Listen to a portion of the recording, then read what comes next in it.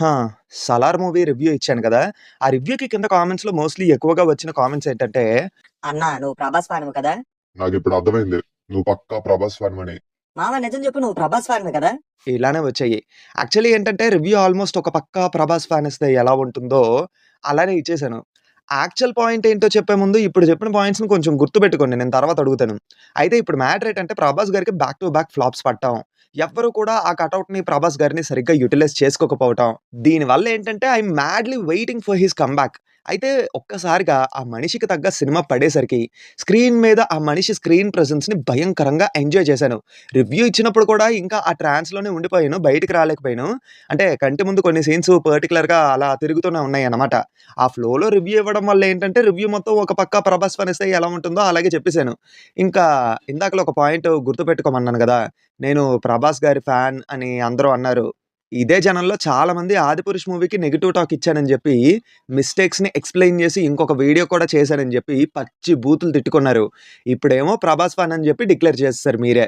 సర్లే నేను ఎవరి అభిమానినో అన్న విషయాన్ని లాస్ట్‌లో జెప్తాను గానీ, ఇంతకీ ఈ వీడియో ఏంటంటే 'సలార్' మూవీలో నాకు బాగా నచ్చిన పాయింట్స్ ఏంటి? అలాగే కొంచెం అటు ఇటుగా అనిపించిన పాయింట్స్ ఏంటి అన్న విషయం గురించి క్లియర్‌గా అండ్ జాగ్రత్తగా చెప్తాను.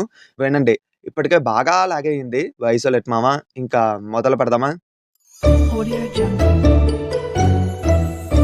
హాయ్, హలో, నమస్తే and welcome to news 3 people. 'Taj Mahal' history and mystery కోసం ఒక ఇంట్రెస్టింగ్ వీడియో చేశా. ఆ వీడియో లింక్ కింద కామెంట్స్‌లో పెట్టాను. తప్పకుండా చూడండి. మన న్యూస్ 3 ఫ్యాక్ట్స్ ఛానెల్‌లో ఉంది. ఇంకా ఎవరైనా ఆ ఛానెల్‌ని సబ్స్క్రైబ్ చేసుకోకపోతే సబ్స్క్రైబ్ చేసుకొని సపోర్ట్ చేయండి. ఇంక మనం వీడియోలోకి వచ్చేద్దాం. Number 1 performances. ముందుగా ఒక మాట చెప్పాలి మామ.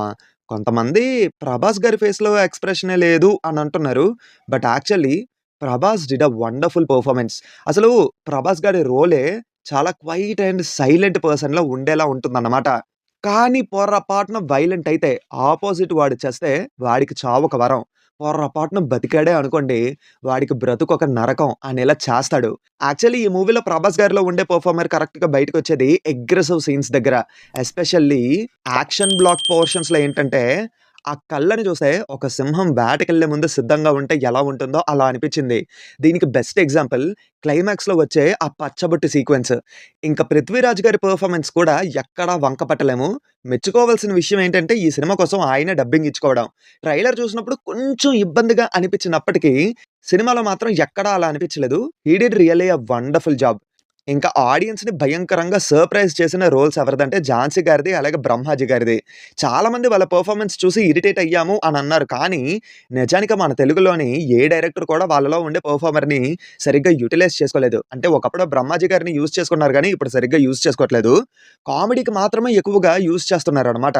బట్ ఒక్కసారిగా ఇంత సీరియస్ రోల్స్‌లో చూసేసరికి వెంటనే డైజెస్ట్ చేసుకోలేకపోయాము అన్నట్టుగా అనిపించి ఉండొచ్చు. But from my side they did really a good job. ఇంకా నాకు బాగా నచ్చిన మరొకరి పెర్ఫార్మన్స్ ఏంటంటే 'బాబీ సింహ' గారిది. He just nailed it. స్పాయిలర్‌లో ఉంటదని చెప్పట్లేదు గానీ, సినిమా చూస్తే మీకు ఐడియా వస్తుంది. అలాగే మిగతా వాళ్ళు కూడా వాళ్ళ రోల్స్‌కి వాళ్ళు కంప్లీట్‌లీ న్యాయం జేశారు. 'శృతి హాసన్' గారిది ఈ పార్ట్‌కి నార్మల్‌గానే ఉంది. మేబీ నెక్స్ట్ పార్ట్‌లో ఎక్కువ స్కోప్ ఉంటదేమో అని అనిపిస్తుంది. Number 2 technical department. టెక్నికల్లీ ఈ సినిమా తోపంతే. 'భువన్ గౌడ' గారి సినిమాటోగ్రఫీ అయితే టూ గుడ్ ఉంది. ఆ కలర్ కాంట్రాస్ట్ గాని, మూవీ టోన్‌కి తగ్గట్టుగా పర్ఫెక్ట్‌గా పిక్చరైజ్ చేశారు. ఇంకా 'ఉజ్వల్ కులకర్ణి' గారి ఎడిటింగ్ అయితే ఈ సినిమాకి మేజర్ ప్లస్ పాయింట్. నాకు బాగా నచ్చిన ఎలిమెంట్ ఈ మూవీలోని ఆ ఎడిటింగే. ఆడియన్స్‌ని హుక్ చేసేలా ప్రతి సీన్‌ని, ఎస్పెషల్లీ యాక్షన్ బ్లాక్స్ దగ్గర ఇరగదీసేశారు. ప్రొడక్షన్ క్వాలిటీ అయితే చాలా రిచ్‌గా ఉంది. కానీ వీఎఫ్ఎక్స్ ఒక్కటే కొంచెం డీసెంట్ అనిపించింది. మొత్తం డార్క్‌గా ఉండి, మధ్యలో ప్యాలెస్ మాత్రం వైట్‌గా ఉండడం వల్ల, ఆ ప్యాలెస్ వీఎఫ్ఎక్స్ చాలా క్లియర్‌గా కనిపించేస్తుంది. అలా కొన్ని షాట్స్‌లో వీఎఫ్ఎక్స్ డీసెంట్ అని అనిపించిందనమాట. Number 3 elevations. అసలు ఈ సినిమాలో ఎలివేషన్స్‌కి కొదవలేదు. గ్యాప్ దొరికినప్పుడల్లా ఆ కటౌట్‌ని ఎలివేట్ చేస్తూనే ఉన్నారు. అంటే మరి నాన్ సింక్‌లో కాదు. పర్ఫెక్ట్ సింక్‌లోనే వెళ్తాయన్నమాట. ఎస్పెషల్లీ కొన్ని చెప్తాను. బిగినింగ్‌లోని పిడికెలు బిగిచ్చేటప్పుడు ఇంజిన్ సౌండ్‌లా వస్తది కదా! అక్కడ.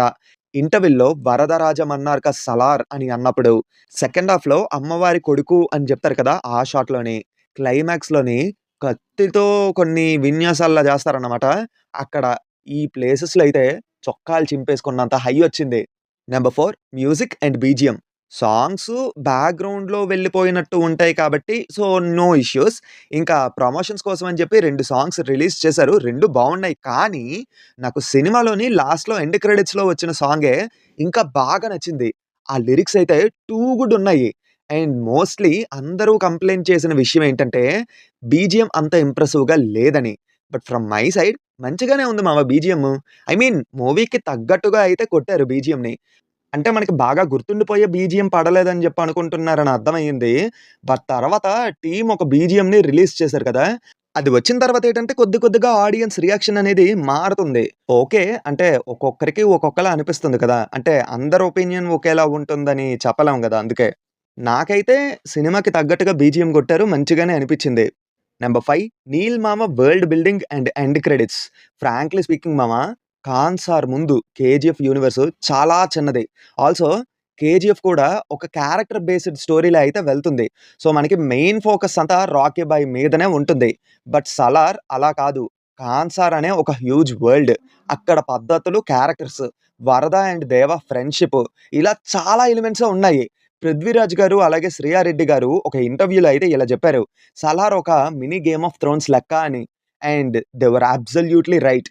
అండ్ ఈ మూవీలోని ఇంకొక ప్లస్ ఏంటంటే, ఆ వరల్డ్‌ని ఎక్స్‌ప్లోర్ చేసేటప్పుడు ఫ్లాష్ బ్యాక్ పోర్షన్స్‌లోని క్యారెక్టర్ ఇంట్రో అనేది మరీ స్పీడ్‌గా కాకుండా ఆడియన్స్‌కి అర్థమయ్యేలా జాగ్రత్తగా అయితే ప్రెజెంట్ చేశారు.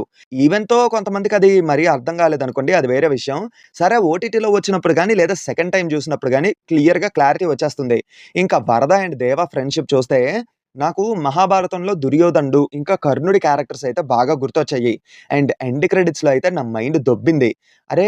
ఇంత మంచి ప్రాణ స్నేహితులు ఎందుకని విడిపోతారని చెప్పి ఒక క్లిఫ్ హ్యాంగర్‌ని ఉంచి సెకండ్ పార్ట్‌కి ప్లాన్ చేశారు. ప్రశాంత్ నీల్ గారు ఎంతో తెలివిగా ప్లాన్ చేసుకున్నారు. లిటరల్లీ నాకైతే 'సలార్' ఒక మినీ 'మహాభారతంలా' అయితే అనిపించింది. సరే ఇన్ని నచ్చినా సరే కొన్ని తేడాగా ఉండే సీన్స్ అయితే తప్పకుండా ఉంటాయి. సో, నాకు మరీ ఎక్కువ అనిపించలేదు. కానీ general audience point of view నుంచి చూస్తే కొంచెం అటు ఇటుగా అనిపించిన పాయింట్స్ ఏంటో ఇప్పుడు చెప్తాను వినండి. Number 1 one side war. సినిమాలో 'ప్రభాస్' గారి ఫైట్స్ అనేవి కంప్లీట్‌లీ వన్ సైడ్ వార్ అన్నట్టుగా ఉంటాయి. ఐ మీన్ లైక్ వచ్చిన వాళ్ళందరూ కొట్టించుకోవడానికే వస్తున్నారు అన్నట్టు ఉంటారనమాట. కొంచెం ఒకటో రెండో దెబ్బలు తినుండుంటే బాగుండేది కదా! అని కొంతమంది కోరుకున్నారు. బట్ ఇది అందరి విషయంలో అనిపించకపోవడానికి రీజన్ ఏంటంటే, డ్రామా అండ్ ఎమోషన్‌కి బాగా కనెక్ట్ అయిన వాళ్ళకి ఇది పెద్ద మ్యాటర్‌లా అనిపించలేదు. ఇన్ కేస్ వాటికి కనెక్ట్ అవ్వకపోతే ఈ వన్ సైడ్ వార్ అనే పాయింట్ గట్టిగా కొట్టేస్తది. Number 2 locations. 'ఖాన్ సార్' లోపల అని చూపించేటప్పుడు ఏంటంటే లాంగ్ షాట్‌లో అంటే డ్రోన్ షాట్స్‌లో ఫారెన్ లొకేషన్స్‌ని చూపించారు. మళ్ళీ మనుషులుండే ఏరియాలో ఏమో కంప్లీట్‌లీ చాలా రూరల్ ఏరియాస్ ఉన్నట్టుగా చూపించారు. దానివల్ల ఏంటంటే చాలా తేడా కనిపించేసింది. లైక్ సింపుల్‌గా చెప్పాలంటే 'సుడిగాడు' మూవీలోని బయట గుడిసె ఉండి లోపల మాత్రం ఒక పెద్ద బంగ్లా ఉంటది చూడండి. అలా అనిపించింది నాకైతే. Number 3 little bit slow in second half. Actually first half చాలా రేసీగా ఉంటుంది.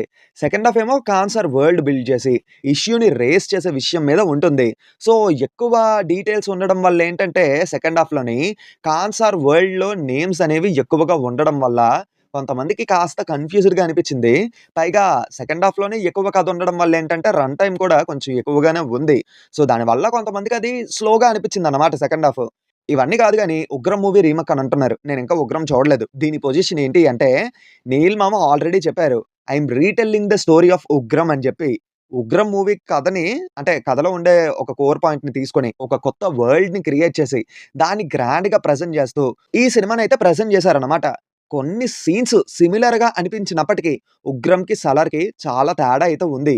సో, ఫైనల్లీ ఇవి 'సలార్‌లో' నాకు బాగా నచ్చిన points and not as a fan regular ఆడియన్స్‌గా చూస్తే కొంచెం మైనస్ అనిపించిన పాయింట్స్. అండ్ ప్రతి పాయింట్‌ని చాలా క్లియర్‌గా చెప్పేసాను. ఇప్పుడు మీ ఒపీనియన్ ఏంటో కింద కామెంట్స్‌లో చెప్పండి. సో, ఇప్పుడు మీకు ఒక క్లారిటీ వచ్చిందని నేను అనుకుంటున్నా. అండ్ ఇంకా నా ఫేవరెట్ యాక్టర్ కోసం చెప్తా అన్నాను గదా! వాళ్ళు, వీళ్ళు అనేం లేదు మామ. అందరి సినిమాల్ని ఇష్టంగానే చూస్తాను. తెలుగైనా, తమిళైనా, మలయాళమైనా, కన్నడ అయినా, ఇంగ్లీష్ అయినా, హిందీ అయినా ఏదైనా సరే. నాకు కావాల్సింది అబ్సల్యూట్ సినిమా. అలాగే మంచి థియేట్రికల్ ఎక్స్‌పీరియన్స్ ఇచ్చే సినిమా. అందరి సినిమాలకి ఎక్స్‌పెక్టేషన్స్ తగ్గించుకొనే వెళ్తాను. అండ్ ప్రతిసారి రివ్యూ ఇచ్చేటప్పుడు కొంచెం జాగ్రత్తగానే ఉంటాను. ఫాన్స్ సైడ్ నుంచి అలాగే ఆడియన్స్ పాయింట్ ఆఫ్ వ్యూలో కూడా క్లియర్‌గా చెప్పేవాడిని. ఆ విషయం మీకు తెలుసు. కానీ ఈసారి ఏంటంటే వింటేజ్ 'ప్రభాస్' గారిని చూసేసరికి ఆ ట్రాన్స్‌లో ఉండిపోయి ఫ్లోని తట్టుకోలేక రివ్యూ అలా ఇచ్చేసాననమాట. నెక్స్ట్ నుంచి కొంచెం జాగ్రత్తగా ఉంటానులెండి. సరే అయితే కింద కామెంట్స్‌లో 'తాజ్‌మహల్' మిస్టరీకి సంబంధించిన వీడియో లింక్ పెట్టాను. మర్చిపోకుండా చూసేయండి. ఇంకా ఎప్పటిలాగే ఈ వీడియో కూడా ఒక చిన్న టార్గెట్ 3K లైక్స్ చేసేయండి. తెలిసిందే కదా! మీరు లైక్ చేసి సపోర్ట్ చేస్తేనే మేము కొత్త వీడియోలు చేయడానికి మాకు కాస్త ఎనర్జీ వచ్చేది. సో, తప్పకుండా వీడియోని లైక్ చేసి మీ ఫ్రెండ్స్ అండ్ ఫ్యామిలీ మెంబర్స్‌కి షేర్ చేసి మా ఛానెల్‌ని సబ్స్క్రైబ్ చేసుకుంటారని అయితే కోరుకుంటున్నాం. గంట కొట్టడం మర్చిపోద్దు. కొత్త వీడియో పట్టగానే నోటిఫికేషన్‌లు వస్తున్నాయట. ఉంటాను మరి. మళ్ళీ నెక్స్ట్ వీడియోలో కలుద్దాం. Until then take care and bye by.